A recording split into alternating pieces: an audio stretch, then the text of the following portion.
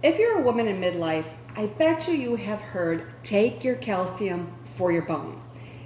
But is a calcium supplement the be-all end-all to protect our bones? That's why we're here today. We're going to talk about calcium, the importance of calcium in midlife, how much do you need, my food first approach, and then if you do take a calcium, which is the best one and how much should you be taking? So let's start with the why behind calcium. So we know that calcium is supportive for bone health, bone density, so reducing risk for osteoporosis, osteopenia, because in midlife, estrogen drops, and estrogen protects our bone. So as we lose estrogen, we accelerate bone loss. But calcium doesn't act in isolation. We need other nutrients and lifestyle factors to support our bones. Nutrients like vitamin D, vitamin K2, magnesium helps that absorption. Also protein supports our bone. In regards to lifestyle, we need resistance training. We need to load the bone. We also need balance training because we need to make sure that we're functional in our day-to-day movements, that we can protect ourselves from falling, which is where that risk of a bone break or fracture occurs.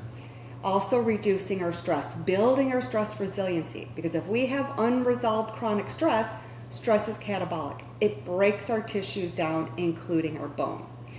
All right, let's come back to calcium. What else does calcium do in the body besides protect our bones? It helps us in regards to muscle contractions. It helps us regulate our heart rhythm, blood vessel function, and also hormone and nerve signaling. So we need calcium for many other reasons. Now, how much do you need? If you're under 50, 1,000 milligrams is recommended. If you're over 50, 1,200 milligrams. How do you get it? Here's my spread of favorites when it comes to calcium-rich foods. Let's start with the yogurt. So in this case, I have Bulgarian. This is a White Mountain brand that we have access to here where I live. Bulgarian yogurt has 90 billion cultures of probiotics, which gut health is super important for estrogen metabolism, detoxification, body composition, metabolic functioning, all super important in regards to midlife, as well as keeping inflammation down, which we've learned osteopenia, osteoporosis is an inflammatory bone condition. If you have yogurt, so plain Greek or plain Bulgarian, you're going to get about 250 to 300 milligrams of calcium per cup. Along with that, you get your protein and you get the probiotics. So super beneficial. Now, what about the flavors? Because you're probably rolling your eyes like, why plain? That is so bitter. As soon as you add a flavor, even if it's vanilla, you add sugar. And sugar is the most inflammatory nutrient in the diet. So we really want to keep that sugar down. So you can flavor it with natural fruit. That's the best way to do it. Now, what if you don't tolerate cow dairy? It disrupts your gut. You could try goat or sheep-based yogurt because that is going to have the higher calcium content and protein as well as the probiotics. Goat will be a little gamier, sheep will not. So look for those in your natural food stores. What about the non-dairy sources? You've got a lot of non-dairy options like coconut, cashew coconut, almond, soy. You know, soy will have a little more protein, but these other non-dairy sources don't have the calcium content or the protein content. So that's the drawback to the non-dairy yogurt. So again, cow or sheep or goat, plain Greek or Bulgarian is a great option. Then you've got kefir. Kefir is basically liquid yogurt. This has 250, 300 milligrams of calcium per cup, just like your yogurt. May have forgot to mention that. You also have the protein and you have lots of probiotic strains as well, so for your gut. So another great way to do it. And again, go plain versus flavored to keep that sugar content down.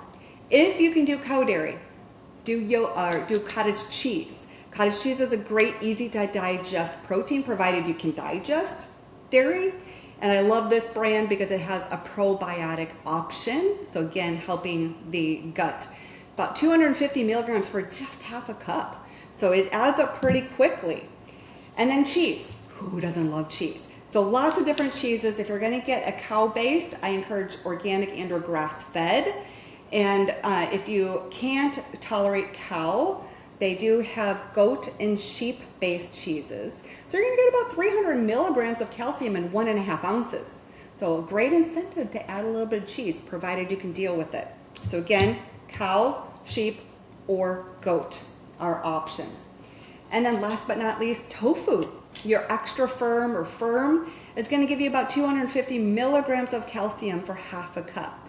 Now I know soy is a very controversial topic when it comes to women's health and hormone balance. As long as you get a natural form of it, not the processed forms, it's organic, non-GMO, it actually adapts to what your body needs. If you are naturally lower in estrogen, it helps to provide a little estrogen because it's a phytoestrogen. If you have more estrogen, it takes hold of those receptors and helps you lower that estrogen. So those are my food first choices. Okay, last but not least, calcium supplementation. Go for calcium citrate, not calcium carbonate. The reason why is calcium citrate is better tolerated, easier to absorb, less GI dysfunction compared to carbonate. Citrate does not require stomach acidity, which goes down as we age, for absorption, whereas carbonate does require that. So that's why we tend to get a little more constipated, a little more gassy, a little more bloated on the carbonate. So citrate you can take with a meal or without a meal. Either way, you're fine. So it's easier as well, depending on your day. Your body cannot absorb more than 500 milligrams at a time, so do not take more than that because your body can't use it. Food first, see what you can get in through your diet, and then maybe you take 500 milligrams. We don't want to take all of our calcium needs through supplements because research is showing that it may lead to calcium or calcification of our arteries, which means stiffening of the arteries and blocking that blood flow, which we're already at high cardiovascular risk in midlife and menopause. So we don't want to enhance that risk. So we want to, and that's where those other nutrients come in hand. Like if you're going to take a calcium supplement, it's super critical that you're taking vitamin D3 with K2, because that K2 is going to help drive the calcium into the bone, not into the arteries. So that again is a synergy of our nutrients, which we get naturally in food, but if we do supplements, we need to partner them together.